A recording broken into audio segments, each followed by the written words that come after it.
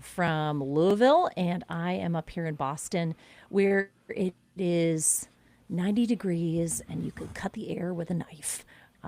It is so humid. Mike, I'm assuming it's the same where you are. It is. It's very humid, and I think we have crossed that threshold in the summer where it's been so miserably hot and humid for so long. I've stopped. It stopped bothering me. I'm not. I'm no longer Oh, complaining about the heat and humidity. I'm just like, you walk out. You walk out of your house and your shirt is soaked all the way through by the time you get to your car. It's just this way for the next 2 months. So hey, lean into it. I've never lived in the South, but I imagine you would almost need to have like a deodorant in the car, a deodorant in the office. I mean, is there a period of the year where you move into multiple showers a day This is getting very personal. just because of the heat? But no, I mean, kind of. Yeah, I think that is kind of a thing. And Or do people who live in the South just sort of like feel comfortable, you just live sticky for a certain number of months of the year and that's just what life is like living in the well, South. if we really want to get into it, there's different Yeah, kinds of I'm being curious. sweaty and gross. There's Okay. like, I went outside and I got sweaty, but it was only like 5 to 10 minutes. That's not a shower situation. And then there's like, I just Okay. mowed the lawn and you need like industrial strength cleansers to get rid of the funk from that experience. Yeah. Okay. I had my high school English teacher. I remember we had English every day after PE, and this is when PE was required for high school students. Not And good. she would stand at the door of the classroom, and I mean, it's just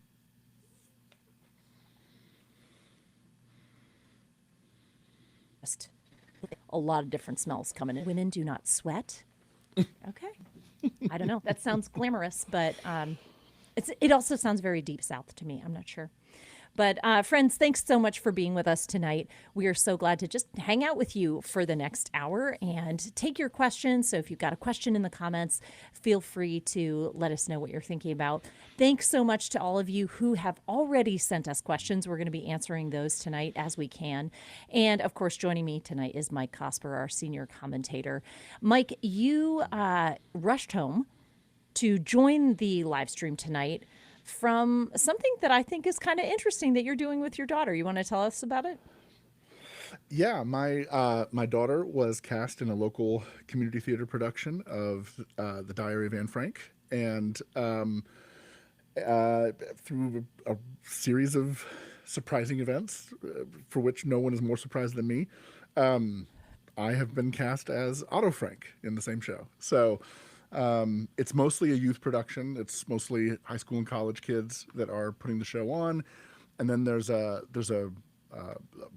very experienced, very good actor playing Mr. Dussel, the dentist who comes to live with the Frank family in hiding, who's an older gentleman, and myself, and and it's an experience. I haven't been on stage for something like this since 1997, so it's been a minute. Wow. Oh, that's cool. Well, I played Anne Frank in a high school production in 1995, Wow. so it must have been the same around the same kind of rotation. But when I did that, I knew the context historically. I knew the story. We all know how the story ends, the Sure. tragedy of that narrative arc.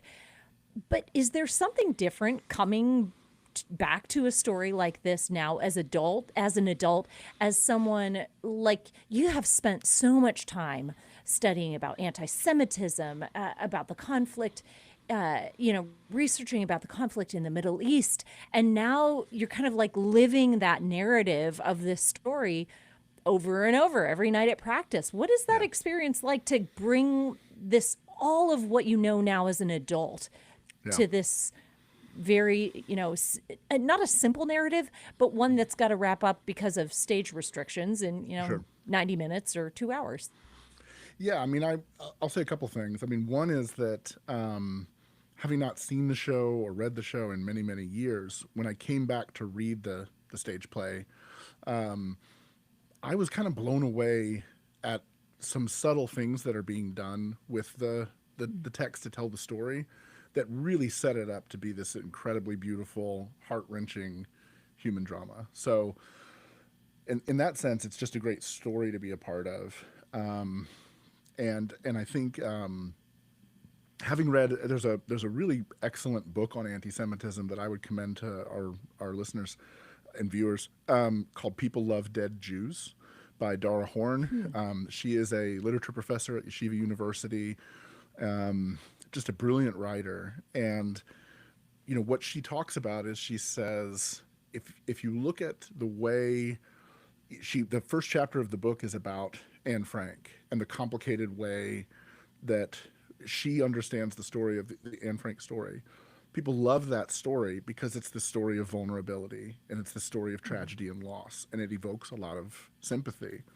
But then she goes on to tell a number of contemporaneous modern day stories around the Anne Frank story. For instance, an employee of the Anne Frank house in the Netherlands who was disciplined by his supervisors for wearing a yarmulke to work.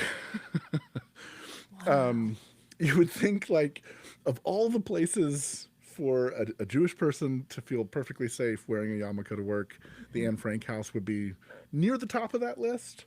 However, that it was a thing, and she goes on to tell a number of other stories around the Anne Frank house and Anne Frank productions and things that are just quite gut wrenching. So anyway, so all that's in my head.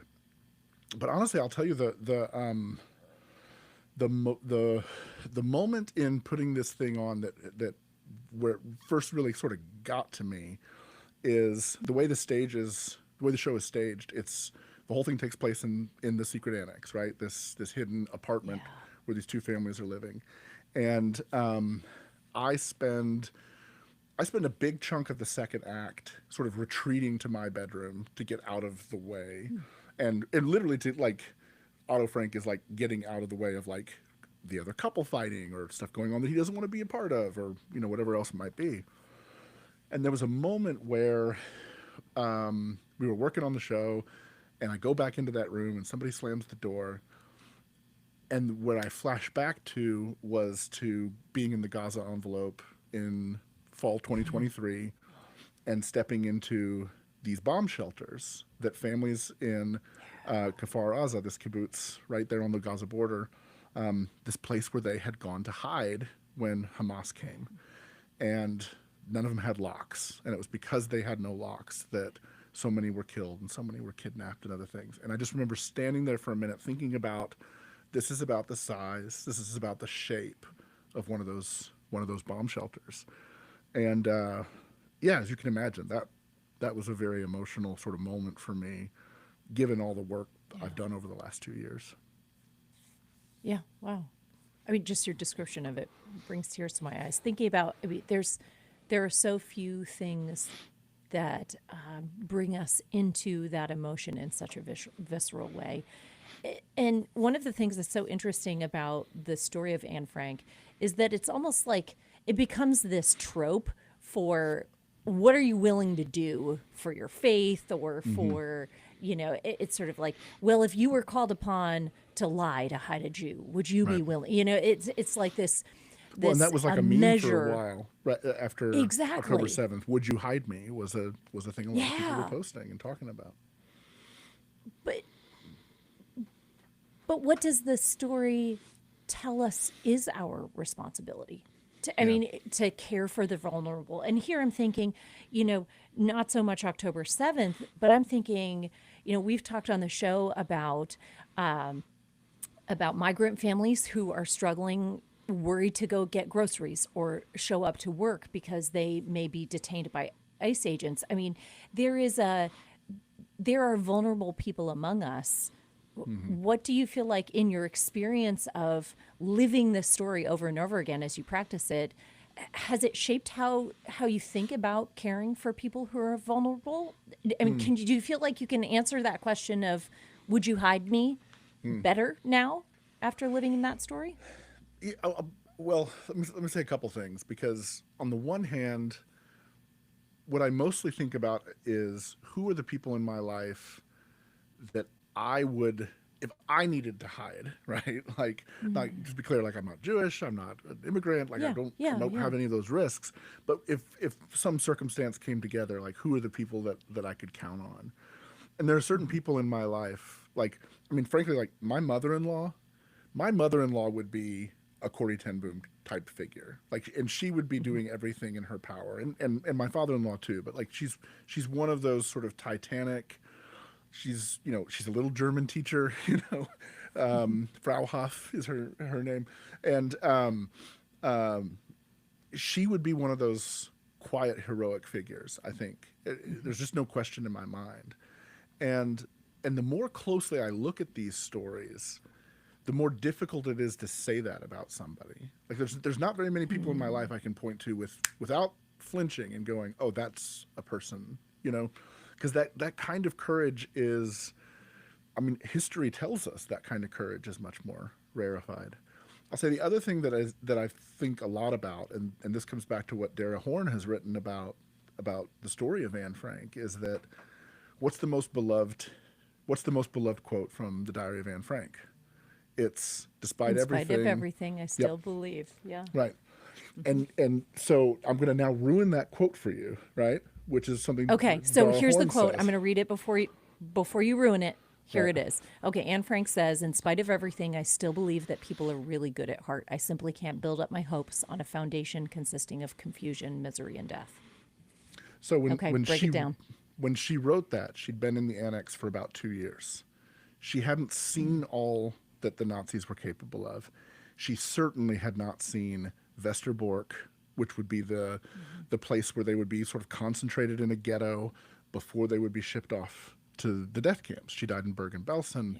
Yeah. She spent time in Auschwitz. Like, and Dara Horn's quote is, "That is that is Anne Frank before she ever knew that Auschwitz existed or what was there, right?" And what's interesting about the way that the play is staged is that quote is presented as a voiceover when the Nazis come into the room, when the Nazis come into the Oh, annex to take them away, and which I think is the appropriate way to do it. Like yeah. it presents it, and again, Dara Horn says this, like it presents it as the quote of a naive young girl who has not yet stared radical evil in the face. And the play ends with Otto Frank coming back to the annex alone because of the 8 people who lived in the annex. He's the only one who survived the Holocaust. And he then tells the audience what happened to everyone else. So that's what I think about a lot. I think the radical nature of evil, the horrific nature of evil, what's remarkable about Anne Frank, and it really is remarkable. I mean, you read that diary. This was a kid with extraordinary talent as a writer and as an imagine. And Dara Horn even talks about it as, she's this literature professor. Like there are multiple drafts of the diary. She was writing it for publication. She was editing it for publication. She wanted people to read this thing because she had heard on the radio that after the war was over, people would want to know how did Jews survive, and she wanted to tell her story. So what's remarkable about her is she did have this incredible mind and this incredible gift, but part of the story, understood rightly, part of the story is the naivety of it, and that's what makes it such a tragedy, is because she died in a death camp. I mean, there's just no other way to Yeah. put it.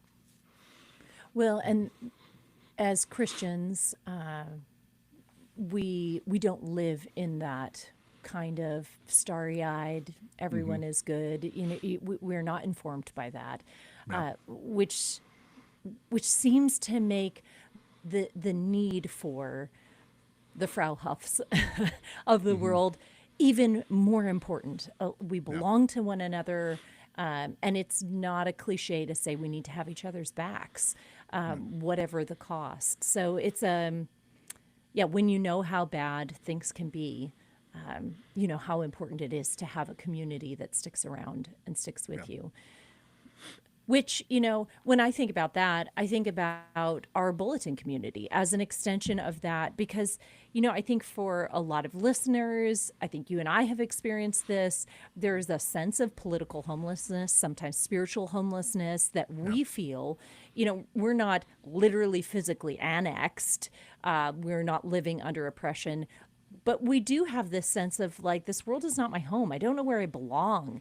Yeah. And, it's something that we're seeing increasingly in politics. And I read this really fascinating story this week in the New York Times. It was their great read. And I'm always drawn to that one because I know it's going to be good. And it was about this man from Arkansas who is adamantly against illegal immigration.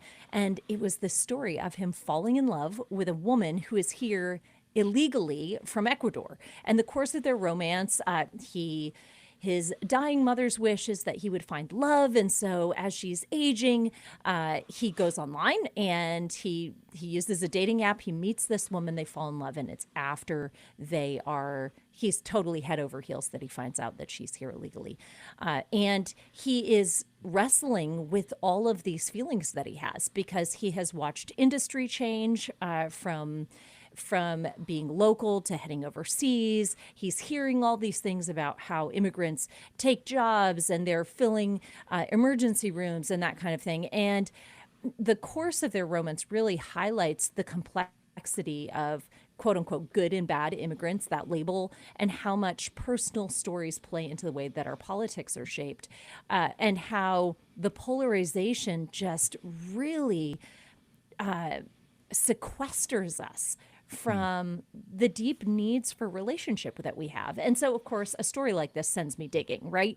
And I go to the Pew Research Center and I'm like, okay, talk to me, Pew, about dating and politics. And I found this really interesting. I wanted to ask you about it. So the survey Center on American Life out of AEI, American Enterprise Institute, back in February said that Pew tells us that roughly 2/3 of singles say their dating lives are not going particularly well. And if that is you in the comments, you can give an amen. That's okay. We are a safe space to say that. And they ask the question, is political division at least partly responsible for that? Apparently, more than half of single women, including nearly 3/4 of college educated women, say they would be less likely to date a Trump supporter. And when you think about the story of Anne Frank, it's very much about like, who is in my tribe, right? Mm-hmm. Like, how do we take care of one another, even if you don't fit the stereotypes of who belongs in my tribe? I have your back. But when it comes to finding love, we do not seem to be willing to cross some of those boundaries. And I wanted to ask you, what do you account for this difference that we're starting to see between younger men and women as it relates to politics, and the way that it seems like men are headed sharply right and women are not just drifting, but they are walking en masse toward the left? Yeah, I think there's a lot of factors to this, and I think this is a massive issue for us as a country. I don't, frankly, I think we've barely begun to sort of register the implications for this, because if this is happening the way that the data seems to suggest that it is, that young men are drifting right, young women are drifting left, and it's creating this gender gap that is becoming a relational gap. Yeah. Like one of the things that's in the data, something I saw recently, is that younger women, because of the split over politics, younger women are tending to date older men whose politics more closely align with their own politics. So it's you can imagine the way that would be disruptive to the stability of marriages. I mean, all kinds of things that could be problematic around something like that.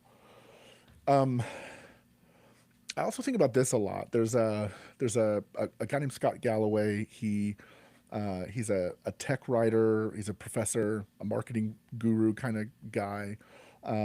He co-hosts a podcast with the journalist Kara Swisher called Pivot. Scott is a very, very, very, very, very left of center guy, but he's very thoughtful, and I always learn a lot from him, regardless of what he's talking about. And Scott has been talking about this for for the last couple of years. You know what's he says this all the time. He says, you know what's you know who the masculinity crisis is really bad for is women. When Yeah. young men become disaffected and isolated and politically radicalized because of their economic, because of economic issues or politics or sexual issues, right? Like the Hmm. dating gap. Like they talk about how uh, women tend to get swiped right on dating apps, at like 20x the time the average man does. It's remarkable. And so men experience digital dating as primarily as rejection. Women experience digital dating primarily as an avalanche of people pursuing them that they're not interested in, right? Yeah. Yeah. That's not good. Like that's not good for society. That's not good for, I mean, if you want to get into just like the raw facts of it, it's like that's not good for the birth rate.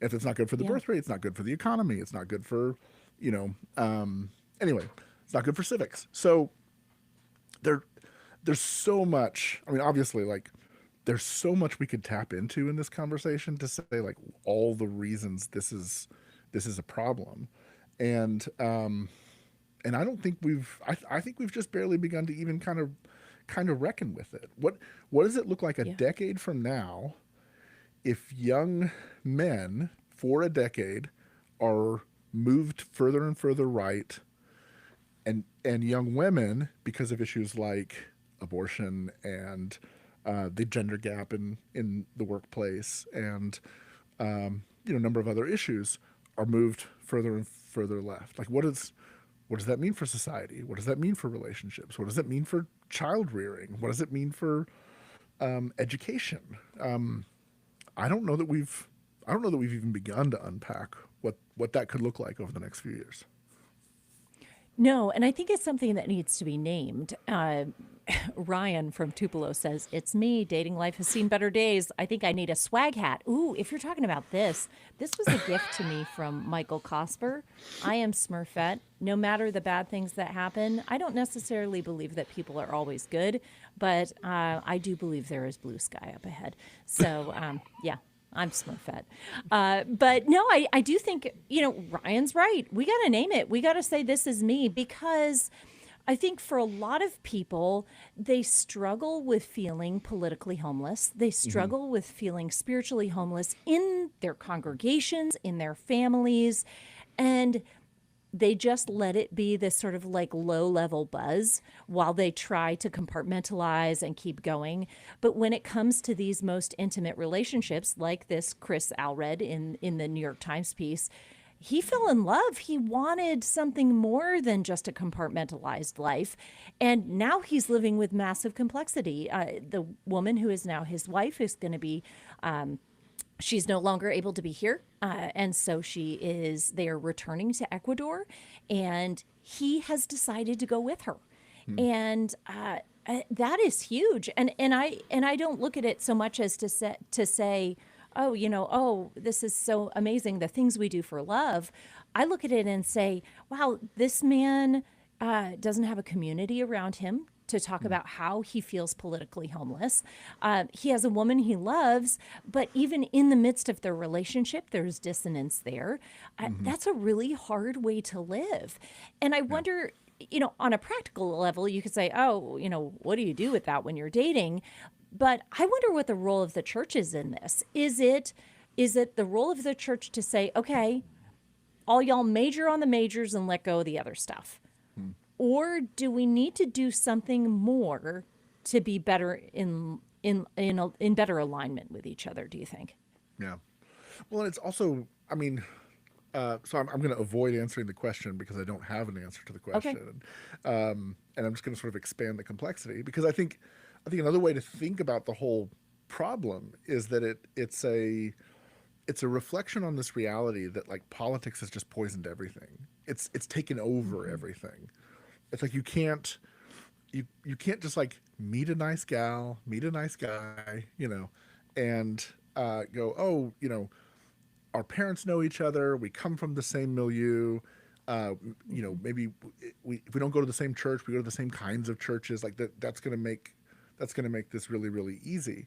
It's like you're what you hear reported oftentimes from the anecdotes in this data about the issues with dating and everything else is that people are often trying to figure out, how do I answer the politics question about this person so I know whether or not this relationship has a chance to go anywhere? It's like it's the litmus It's like test. the first box you have to check. Right. Yeah. Which on the one hand, like I kind of get it, right? Like if I'm in those shoes and I'm looking to date somebody,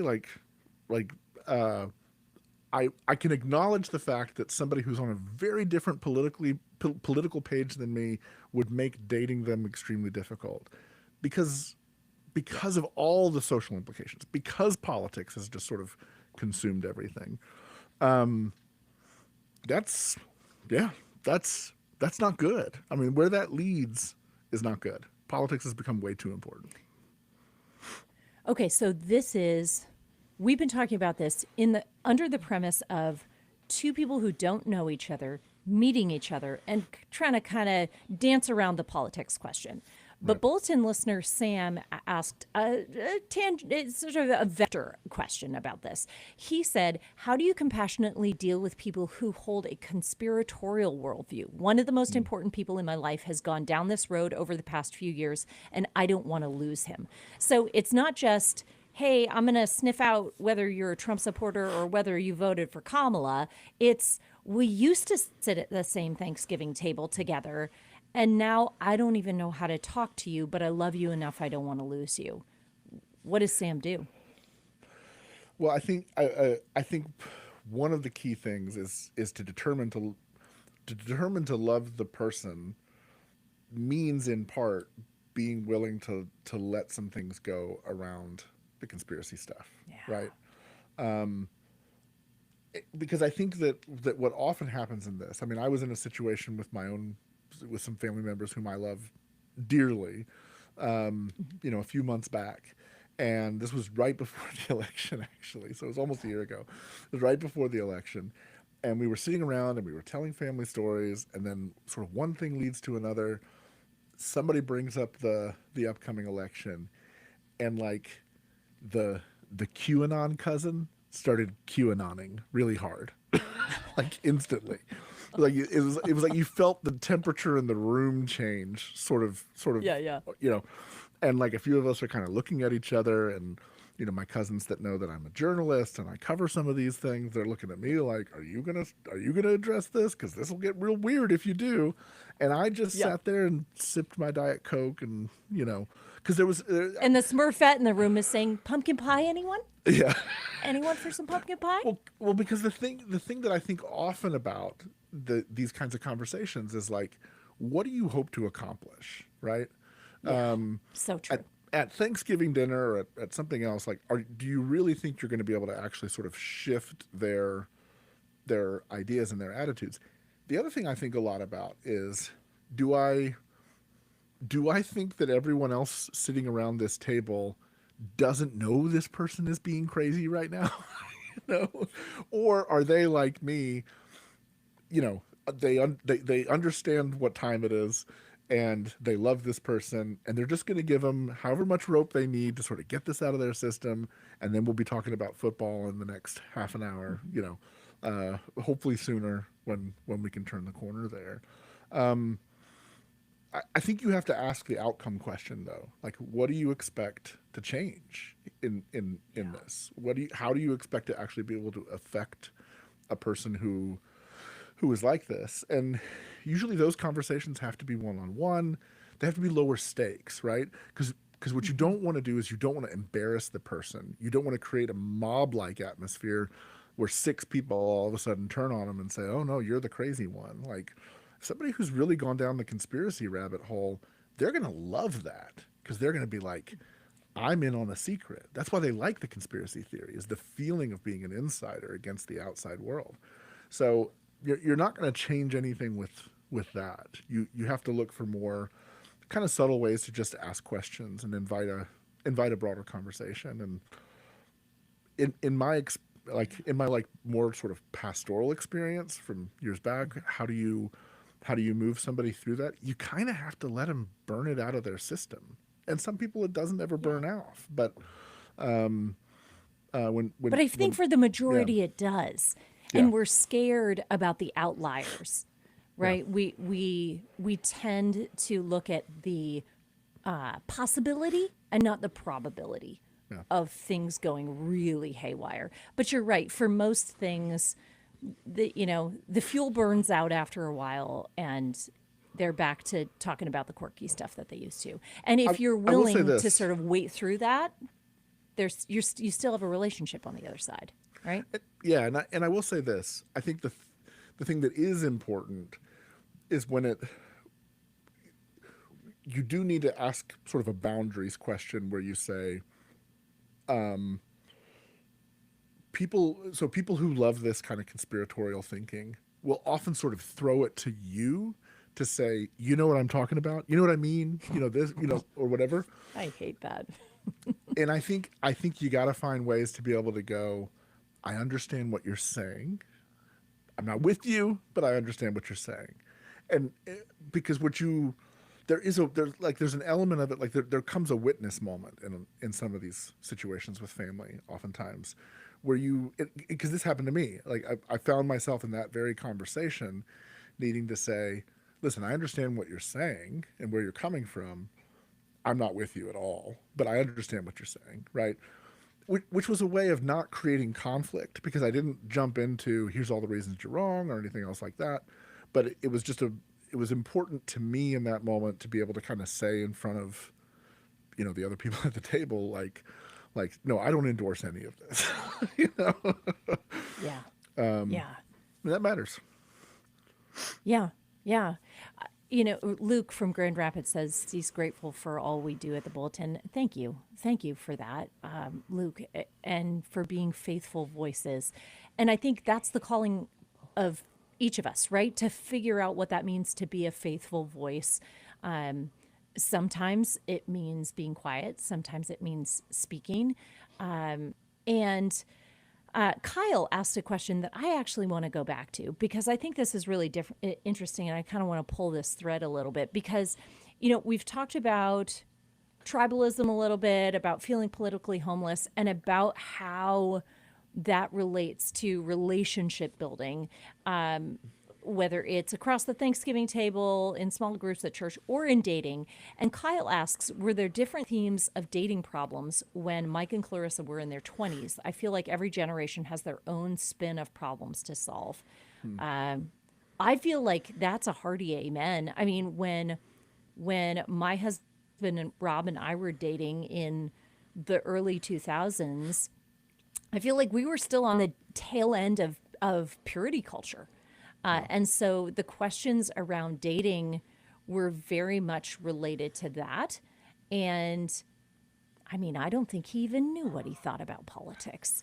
We Yeah. certainly didn't talk about it.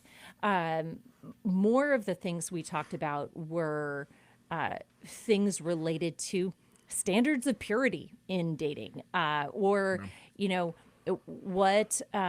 what we wanted our family life to look like, things that feel like very traditional conservative family values that I feel like now when I think about my daughter in college or friends of mine who are in their 20s and 30s, those are like a totally different tier of question that you're going to have with somebody. Those are not first date, second date, date question.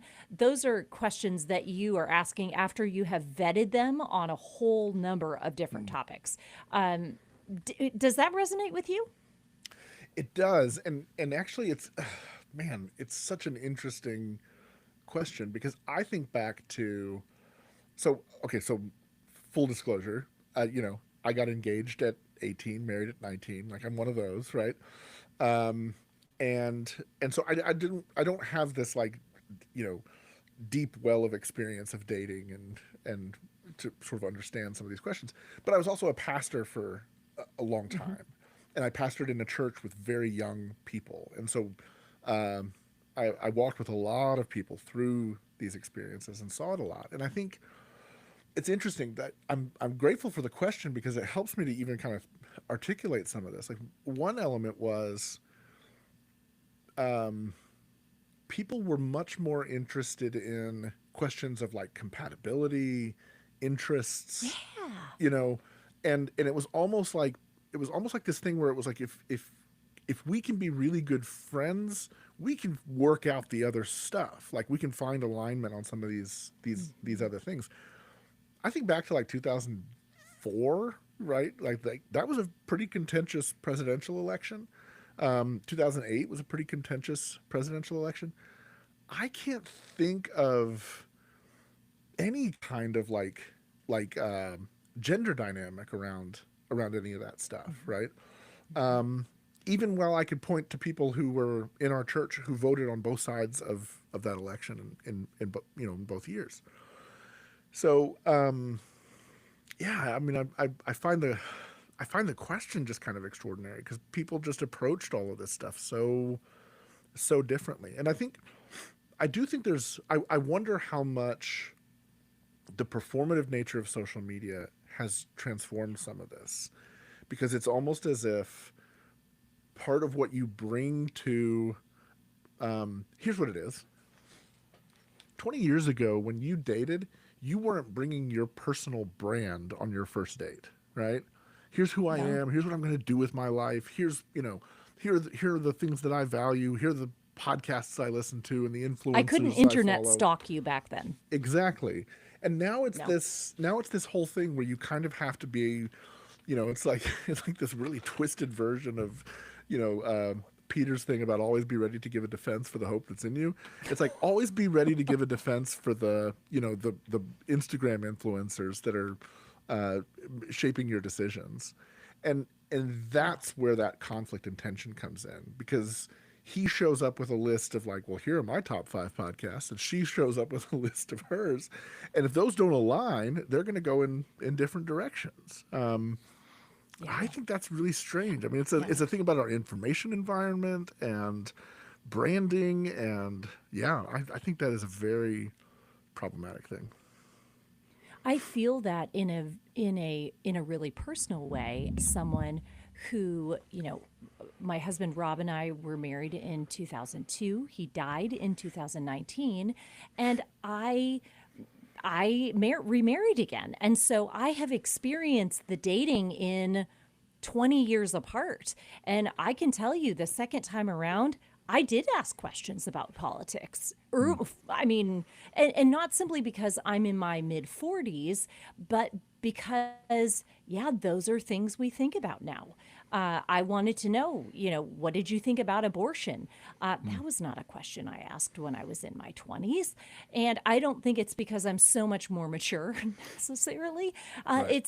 That's the kind of world we live in. When I tell my own kids about dating and I warn them about social media, I say, your online presence is a character reference. Your digital footprint is a character reference. Like, be aware that there is someone, whether it is for a job or a potential date, Yep. who is watching what you have done online. And I think that has totally reshaped the way we relate, not just to colleagues or to people in our church, but in these very intimate relationships. And it can be really hard to grow together with a person, to grow up with a person in a marriage, to live the kind of self-sacrificial life that is necessary when you have all of this extra data that can really muddy Yeah. the waters and get you distracted. Yeah. Yeah. Yeah. So interesting. Who who wants to? Yeah, it's a miserable way to think about it, because it's like you've got to define your personal brand, and then you're trying to sell that to another person in a relationship. Yeah. That's rough. That's rough. Ew. So Yuck. Yuck. yuck. Ugh. I don't like it. Yeah. Yeah. Okay. I got a mountain or molehill for you. All right. Okay. The TSA may be stopping requirements to remove your shoes, Mike Cosper, when you travel. It was reported in the New York Times and on Gate Access, which is a travel newsletter written by a man named Caleb, who says he's a former TSA officer. taking off your shoes at the airport. You travel a lot. Is this a mountain or a molehill for you? Listen, the first time I got TSA pre-check and I didn't have to take off my shoes or take my laptop out of my bag to get on that airplane, that was a glorious moment. And here's how you know it's a glorious moment. Because if you've had pre-check for a little while and you're getting ready to get on a plane and you download your boarding pass and for whatever reason it's not synced up right and the boarding pass doesn't have that little pre-check thing on there, you freak out a little bit. You do. You do. Because it'll take you know in your head it's going to take me a half an hour on the phone to get the airline to sort this out, or 10 extra minutes in the TSA line taking my shoes off and taking my technology out of my bag, to do it. And you would, every time you take the half hour on the phone, every time, right? Well, At least yeah, I do, yeah. because I'm neurotic in this way. Yeah, no, I think this is a good thing. I think I've read a little bit about all of this actually in the last couple days because I think it's interesting.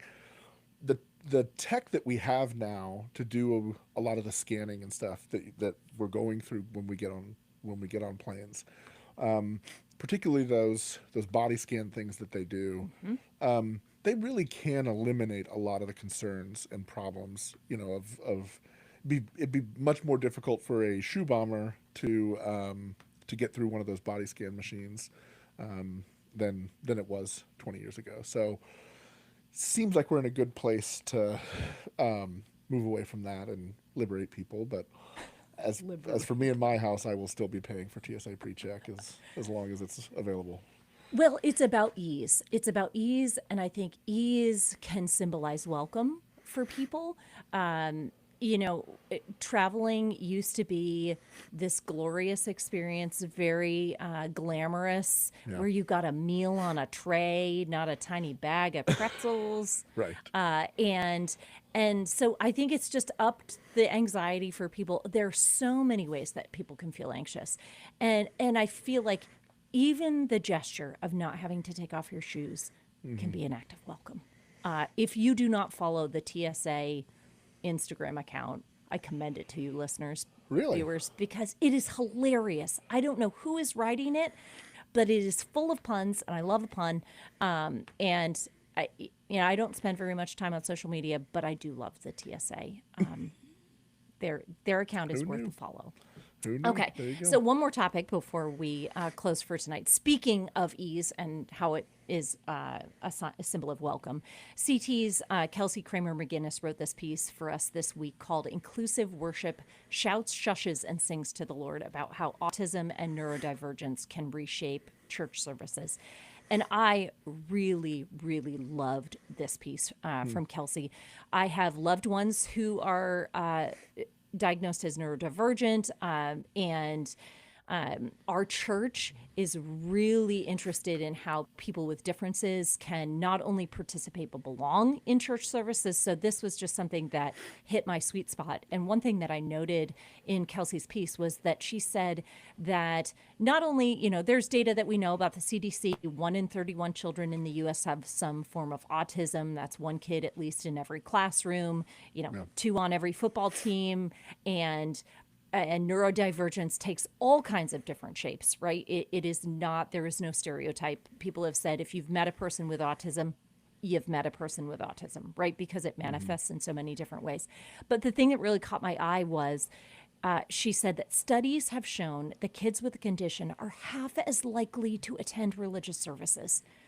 And that just, it broke my mama heart, but it broke my Christian heart too, because the thought that there would be someone who was half as likely to attend a religious service, that's not just a kid, that's a parent who doesn't feel welcome, who doesn't feel like they can bring their child there. It just feels like a conversation we got to have about addressing disability and difference in our congregations and how we can do this better. So I wanted to ask you, because you've been in ministry for so many years, how do you see churches addressing disability and difference as what you might call like standard practice, not the sort of a la carte things that you might see one off, but you know, are wheelchair ramps standard in churches now? Do you say, are there, hearing aid assistance? Is that standard now in churches with pastors that you talk to? Yeah, I think there's certain things that are standards, right? And I think that I think there are things happening with technology in terms of being able to integrate your audio video systems with smartphone systems, which can lead to like can set people up for like, oh, there's hearing differences or whatever, that the opportunities there for the church to be accommodating and innovative and all of that are kind of through the roof. But actually, I want to sort of come back to the way you phrased the question, because um, I've been involved over the years. I was involved with some of the folks at the Calvin Institute for Christian Worship, and um, they have they have invested in a lot of sort of research into what does it look like to have accommodating worship services, and what they talk about, and it kind of comes back to what you said about autism. If you've met a person with autism, you've met a person with autism. You don't know anything about Yeah. autism broadly because it manifests in so many different ways. What that actually does for the church, the way the church should approach that, is to then say, hey, what we want to do is we want to be accommodating, and the only way to be accommodating as broadly as it's actually necessary, given some of these kinds of differences from person to person. I mean, there's a reason they call it the autism spectrum, right? Yeah. The way to do that is relational.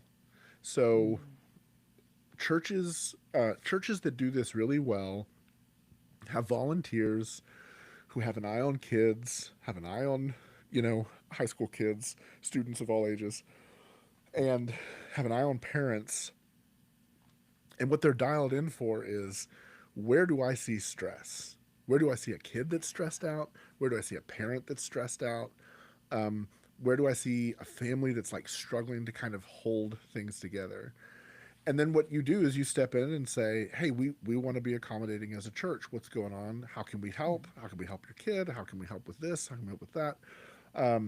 Sometimes that means having things like I've heard of churches where they have what they'll call like a sensory room, which is basically like a nursing mom's room, but instead of being a room for nursing moms, it's a room for kids who are easily overstimulated. So it's just quieter. Like there's a speaker in there, but it's turned way down, right?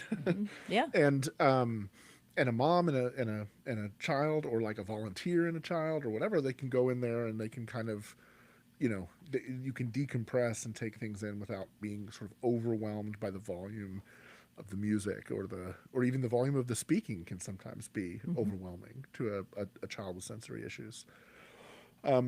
There's a million ways to do this, and there is, like you said, like there's no one size fits all to any of this.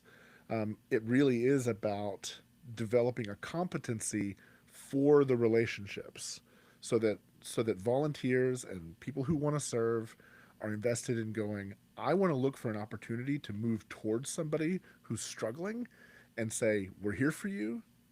Whatever it takes, we want you to be here. We want to make you feel welcome.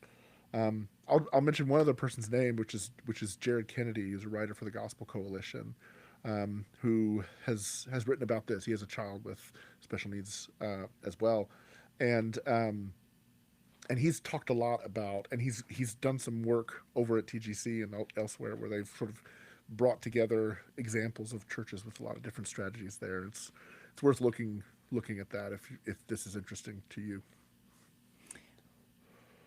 So I don't disagree with anything you've said. But We attended a church in Chicago for years that had special needs shepherds who would attend children's ministry with children so that they could participate in ways that they felt comfortable. I love that customization. But I'm going to throw a wrench in your wheel here, sure. because theologian John Swinton, who I really respect, talks about not just accommodation but belonging. That people with disability and difference need to not only be accommodated, but they have to feel a full sense of belonging. And belonging means contribution, right? So, is it enough to say, and I'm going to play devil's advocate here, because I wonder, is it enough to say, here's a cry room over here, here's a quiet room, if you can't handle what's going on in the sanctuary because it's loud, there are flashing lights, and it's, ABC, and it's dark, things that for people with sensory issues might be significant. Is that enough? Or do we want our style, and I'm talking here in corporate worship, do we want our style? Do we want our organization? Do we want our volume and light so much that we'll say, well, we'll accommodate you and we'll count that as belonging? Or is it really the onus on us to say, what does it take for a family with someone with a disability or a neurodivergence to feel like they belong in corporate worship?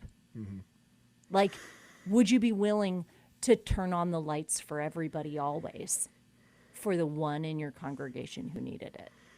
Is that asking too much? I'm laughing. I'm laughing just because these are some of the sort of the perpetual. So I was a worship pastor, for folks who don't know. I know, and we like to rock out. I get it. And look, here's what I'll say. Look, that's a perfectly fair question on one level. Okay. But it's also one of those things where I would say there's what's the limiting principle of that question, right? So if we're going to say a person is coming to our church and they have limitations, they have, because of their neurodivergence, they easily get overstimulated or whatever. We have, I have loved ones in my life who have ADHD, and like attention for long periods of time is very, very difficult, right? So we're going to throw out dark rooms, loud music, long sermons. You know what I mean? Like what is the limiting principle versus saying, here's who we are as a community and the things that this community has gathered around that we value, right?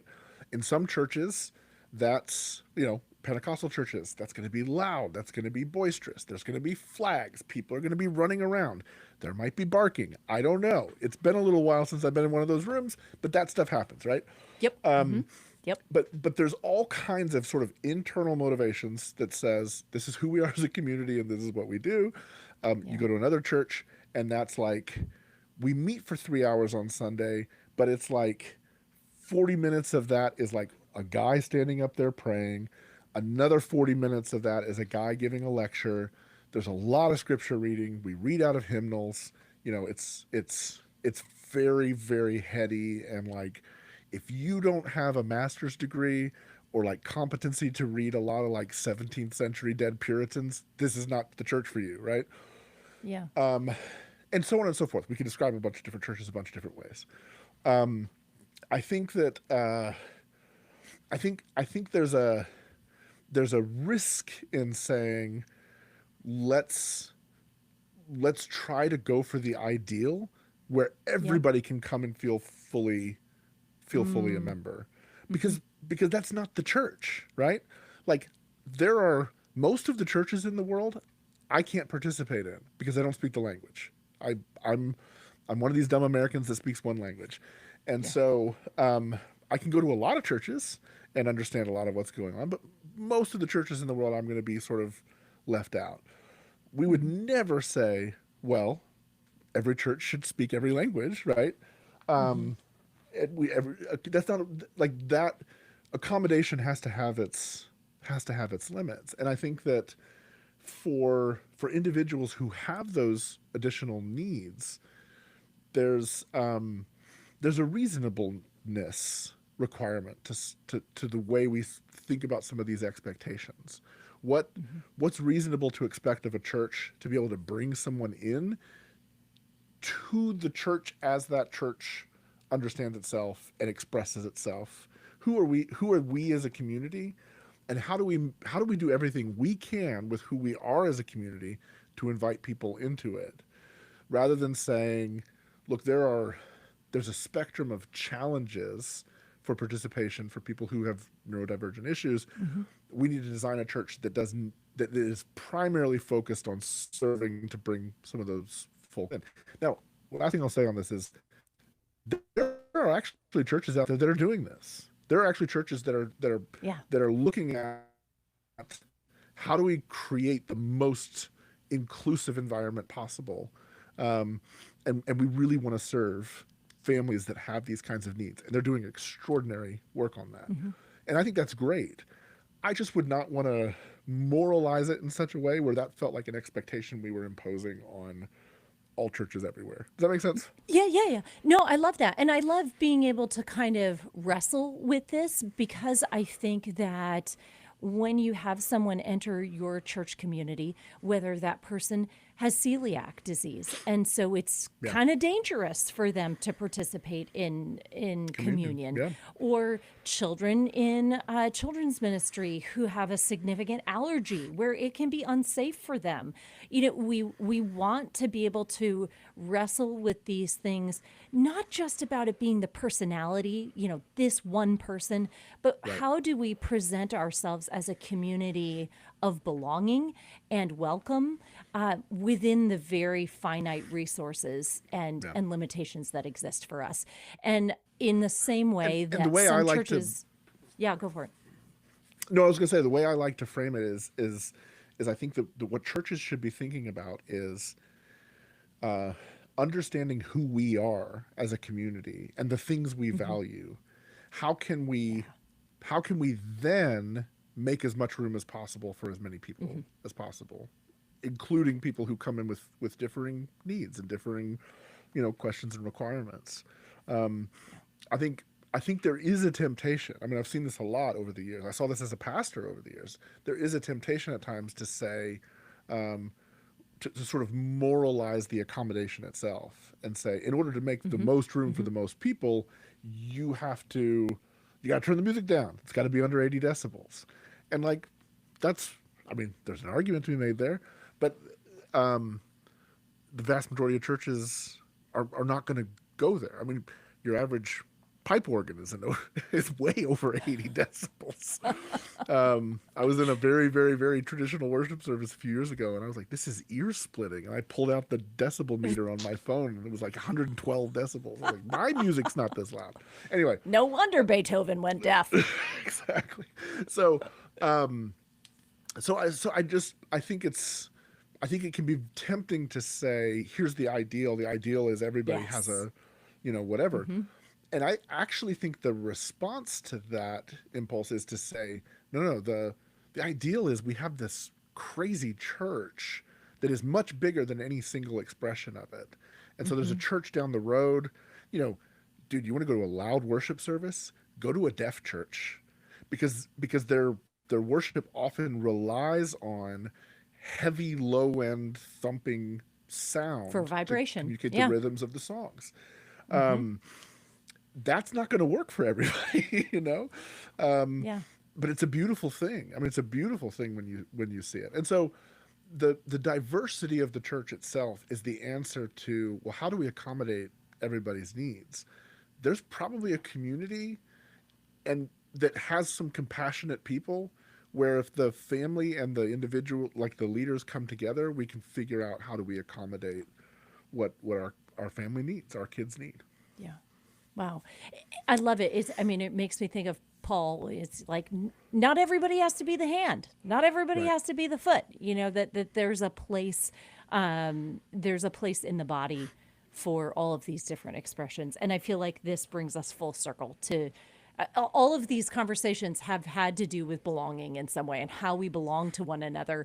And I just appreciate the opportunity to wrestle with you about this stuff.